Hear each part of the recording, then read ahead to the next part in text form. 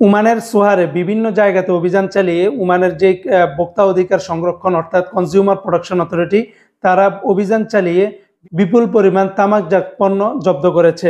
জি হ্যাঁ বন্ধুরা, ওমানের আজকে একাধিক গণমাধ্যমে এই নিউজটি প্রকাশিত করেছে, যেটা ওমানের নিউজে কি বলা হয়েছে সেটা আমি আপনাদেরকে জানিয়ে দিচ্ছি। ওমানের ভোক্তা সুরক্ষা কর্তৃপক্ষ অর্থাৎ সিপিএ কনজিউমার প্রোটেকশন অথরিটি উত্তরাল বাতেনার সোহারে অভিযান চালিয়ে প্রায় 1000টির বেশি চিবানোর তামাক অর্থাৎ যেগুলো দাঁতের তলে বা পাকিস্তানিরা বিভিন্নভাবে যেভাবে সেবন করুক না কেন সেগুলো প্যাকেট এবং বক্সগুলা তারা জব্দ করতে সক্ষম হয়েছে। তদন্তে দেখা গেছে কিছু দোকানের গুদামে বিভিন্ন ব্র্যান্ডের নিষিদ্ধ তামাক মজুদ ছিল, যেমন আবদাল ব্র্যান্ডের প্রায় 43 ব্যাগ তারা জব্দ করেছে। প্রতি ব্যাগে 50 গ্রাম করে 37টি প্যাক রয়েছিল এবং পান বাহারের 330টি ব্যাগ, প্রতি ব্যাগে 4 গ্রাম করে প্যাকেট রয়েছিল এবং শাকার 272টি ব্যাগ, প্রতি ব্যাগে 180 গ্রাম করে রয়েছিল। আরও বিভিন্ন ধরনের তামাকজাত পণ্য তারা জব্দ করতে সক্ষম হয়েছে। সর্বমোট 1018টা প্যাকেট বা বক্স তারা জব্দ করেছে।